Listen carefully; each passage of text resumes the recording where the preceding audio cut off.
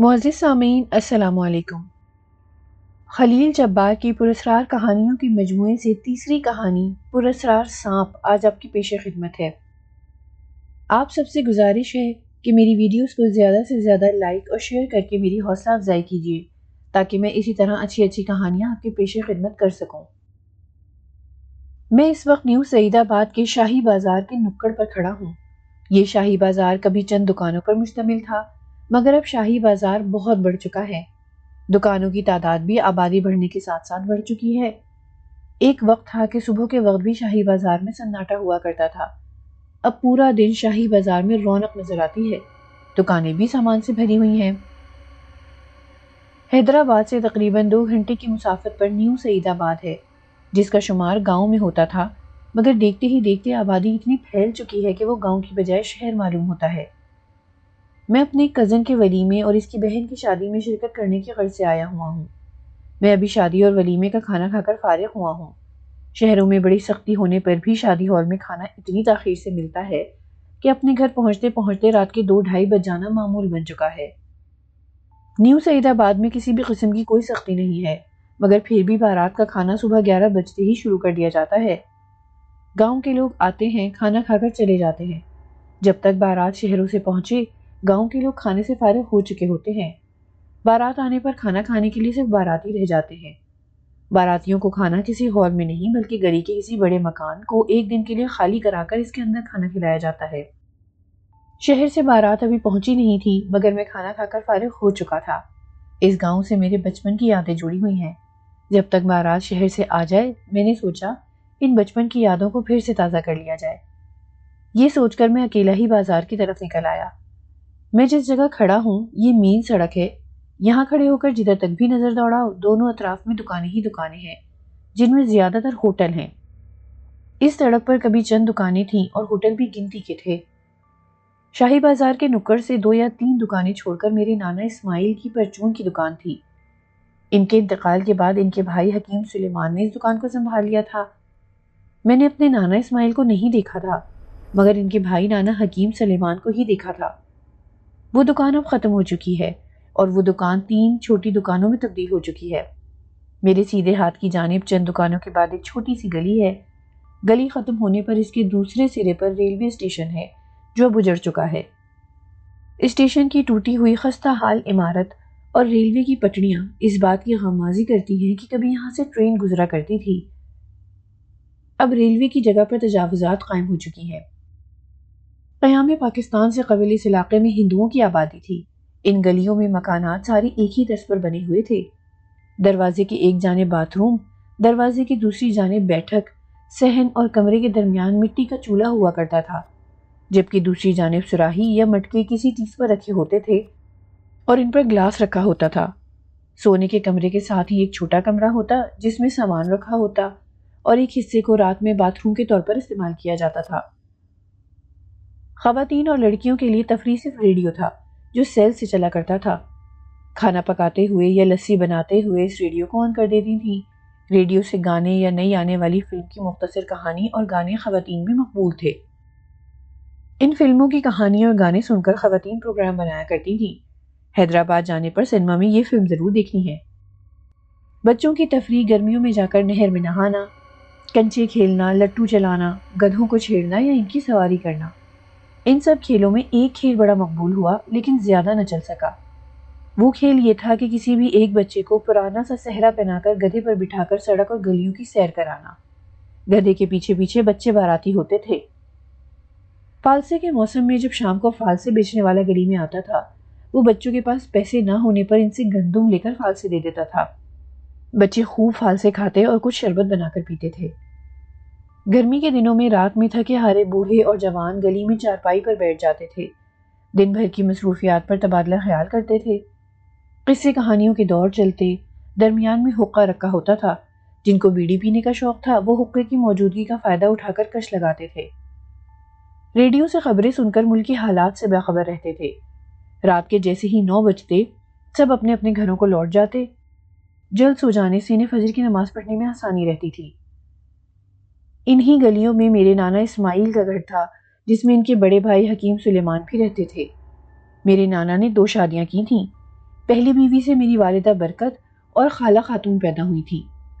پہلی بیوی کے انتقال پر دوسری شادی کی، لیکن اس سے کوئی اولاد نہیں ہوئی اور اس کا بھی انتقال ہو گیا۔ بیٹوں کی حیدرآباد میں شادیاں ہو جانے پر وہ اس فرض سے فارغ ہو گئے تھے۔ ان کے انتقال ہو جانے پر ان کی پرچون کی دکان حکیم سلیمان نے سنبھال لی تھی۔ وہ اکیلے ہی تھے۔ ان کی بیوی اور 3 لڑکوں کا انتقال ہو گیا تھا، جس کے بعد انہوں نے دوسری شادی نہیں کی۔ دوسری شادی نہ کرنے کی وجہ مایوسی تھی۔ ان کے یہاں صحت مند بچے پیدا ہوتے تھے، لیکن کچھ ماہ جی کر انتقال کر جاتے۔ ہم سب بہن بھائی 2 ماہ کی چھٹیاں گزارنے نیو سعید آباد ضرور جاتے تھے۔ مجھے اچھی طرح یاد ہے کہ جب میں نے نانا کے گھر میں ایک کالے سانپ کو پہلی بار دیکھا، وہ بہت تیزی سے بیٹھک کے اندر سے نکلا اور چولہے کے قریب آٹا پیسنے کی چکی کے نیچے چھپ گیا۔ میں اس وقت چکی کے پاس بچھی چارپائی پر بیٹھا ہوا تھا۔ کالے سانپ کو دیکھ کر میرے جسم میں کپ کپی طاری ہو گئی تھی۔ میں چارپائی پر سہم کر بیٹھ گیا۔ سانپ چکی کے نیچے سے نکلا اور کمرے کے اندر چلا گیا۔ سانپ کے کمرے کے اندر جانے پر میرا خوف کچھ کم ضرور ہو گیا تھا، لیکن ختم نہیں ہوا۔ والدہ صاحبہ جب پڑوس سے آئیں تو میں نے انہیں سانپ کے بارے میں بتایا۔ سانپ کے ذکر پر وہ مسکراتے ہوئے بولی، اس سانپ سے ڈرنے کی ضرورت نہیں، یہ کچھ نہیں کہے گا۔ وہ کیوں؟ یہ سانپ میں اس وقت سے دیکھ رہی ہوں جب سے میں نے ہوش سنبھالا ہے۔ اس نے آج تک کسی انسان کو نہیں کاٹا۔ یہ بیٹھک میں ہی رہتا ہے، اسی لیے ہم نے بیٹھک کو استعمال کرنے کی بجائے اس میں کاٹ کباڑ اور فالتو سامان ڈالا ہوا ہے۔ اس دن کے بعد میں نے بارہا اس کالے سانپ کو دیکھا۔ وہ تیزی سے بیٹھک سے آٹے کی چکی کے نیچے آتا، پھر کمرے کے اندر سے ہوتا ہوا رات کے وقت میں باتھ روم کے طور پر استعمال ہونے والا چھوٹے کمرے کے اندر چلا جاتا۔ اس کمرے میں ایک سوراخ تھا جس کے اندر وہ جاتا تھا، لیکن ہم میں سے کسی کو بھی اس نے کبھی نقصان نہیں پہنچایا۔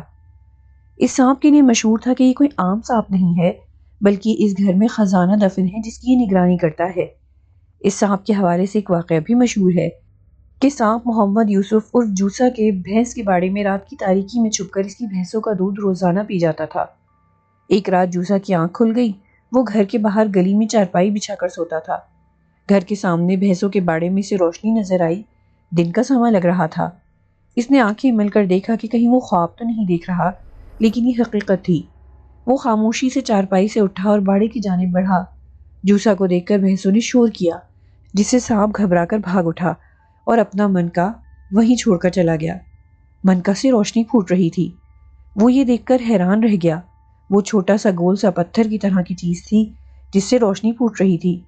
وہ سمجھ گیا کہ یہ ضرور سانپ کا منکا ہے۔ جوسا نے فوراً اس منکا کو اپنی جیب میں رکھ لیا اور گھر میں لا کر چھپا دیا۔ دوسرے دن جوسا کی بیوی سکینہ خالہ کے منہ سے یہ واقعہ نکل گیا، جس پر نیو سعید آباد کی عورتیں وہ منکا دیکھنے کو ٹوٹ پڑیں کہ ہمیں بھی وہ منکا دکھاؤ کہ دیکھیں کیسا ہوتا ہے۔ جوسا بھی اسی وقت گھر میں کام سے لوٹا تھا۔ اسے جب پتا چلا کہ یہ عورتیں منکا دیکھنے آئی ہیں تو وہ بیوی پر گرم ہو گیا اور عورتوں کو بتایا کہ اس کا دماغ چل گیا ہے، ہمارے پاس کوئی منکا نہیں ہے۔ جوسا کو اپنی بیوی پر گرم ہوتا دیکھ کر عورتیں ایک ایک کر کے وہاں سے کھسک گئیں۔ جوسا نے ساری زندگی اس بات سے انکار ہی کیا کہ اس کے پاس منکا ہے، لیکن لوگ یہی کہتے ہیں کہ سانپ کا منکا ملنے پر ہی جوسا نے بہت ترقی کی۔ اس سے پہلے اس کے پاس اتنا مال نہیں تھا۔ میری والدہ بچوں کی اسکول کی چھٹیاں گزارنے نیو سعید آباد آئی ہوئی تھیں۔ اس واقعے پر تبصرہ کرتے ہوئے انہوں نے گاؤں کی عورتوں سے کہا، یہ سانپ برسوں سے ہمارے گھر میں ہے اور فائدہ پڑوسیوں کو پہنچا رہا ہے۔ رات کو جب وہ سوئیں تو خواب میں وہی سانپ نظر آیا۔ وہ سانپ انسانی آواز میں بولا، تو کیوں غم کرتی ہے؟ اس گھر میں اتنا خزانہ دفن ہے کہ اگر تیری 7 پشتے بھی کھائیں پھر بھی کم نہیں ہوگا۔ دن کے 12 بجے صحن کھودنا شروع کر دے، سارا خزانہ تیرا ہو جائے گا، لیکن میری ایک شرط ہے کہ زمین کھودنے سے پہلے تو میرے نام کا دودھ اور مچھلی پر نیاز دلا دے۔ والدہ محترمہ یہ خواب دیکھ کر بڑی خوش ہوئی کہ سانپ نے اپنا خزانہ دینے کا کہہ دیا ہے اور کوئی بھیٹ بھی نہیں مانگی، ورنہ ایسے خزانوں کے محافظ سانپ بھیٹ لیے بغیر خزانہ نہیں دیتے۔ میرے والد عبد الجبار کو مطالعے کا بہت شوق تھا۔ اردو اور انگریزی کی کتابیں بہت آسانی سے پڑھ لیا کرتے تھے۔ اس دور میں انگریزی دور کی بات، لوگوں کو صحیح سے اردو پڑھنا نہیں آتی تھی۔ اس خواب کی تعبیر انہوں نے والدہ محترمہ کو بتاتے ہوئے کہا، سانپ نے دودھ اور مچھلی کی نیاز کا جو کہا ہے، اس سے اس کی مراد پہلا لڑکا اور پہلی لڑکی کی بھیٹ ہے۔ کیا تم اس خزانے کو حاصل کرنے کو اپنی اولاد کی بھیٹ دو گی؟ خواب کی تعبیر سن کر والدہ محترمہ ڈر گئی اور بولی، اپنی اولاد کی بھیٹ دے کر خزانہ حاصل کرنے سے بہتر ہے میں روٹی اور چٹنی سے کھانا منظور کر لوں گی، لیکن اپنی اولاد کی بھیٹ کسی صورت نہیں دوں گی۔ نانا اسماعیل کے گھر میں ایک نیم کا گھنا درخت بھی تھا جس کی کئی شاخیں تھیں۔ ان شاخوں پر لگنے والی چھوٹی چھوٹی نیم کی گٹھلیاں، جنہیں بچے نیم کی نسبت نمولیاں کہتے تھے، ان گٹھلیوں میں بچوں کے لیے بڑی کشش ہوتی تھی۔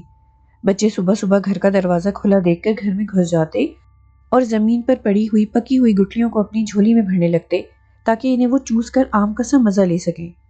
ذرا سی آہٹ پر بچے گھبرا کر بھاگ جاتے کہ کہیں کوئی ان کی چوری نہ پکڑ لے۔ نیم کے درخت کے پاس کچی زمین ہونے پر جگہ ٹھنڈی ہوتی تھی۔ اس جگہ پر پالتو کتیاں آرام کیا کرتی تھیں۔ بظاہر وہ آنکھیں بند کیے ہوتی تھیں اور ایسا محسوس ہوتا کہ وہ گہری نیند میں ہے۔ ذرا سی آہٹ پر چونک کر آنکھیں کھول دیتی تھی۔ اس سے باتیں کرنے پر اس طرح سے سنتی جیسے وہ ہماری بات کو بڑی توجہ سے سن اور سمجھ رہی ہے۔ ایک بار کتا مار مہم چل رہی تھی، کتوں کو زہر دے کر ہلاک کیا جا رہا تھا۔ والدہ محترمہ نے کتیا کو مخاطب کیا کہ آج باہر نہیں جانا، کتوں کو زہر دے کر ہلاک کیا جا رہا ہے۔ اس نے والدہ محترمہ کو ایسے دیکھا جیسے وہ ان کی بات کو سمجھ گئی ہے، اور اس روز وہ پورا دن گھر سے باہر نہیں نکلی۔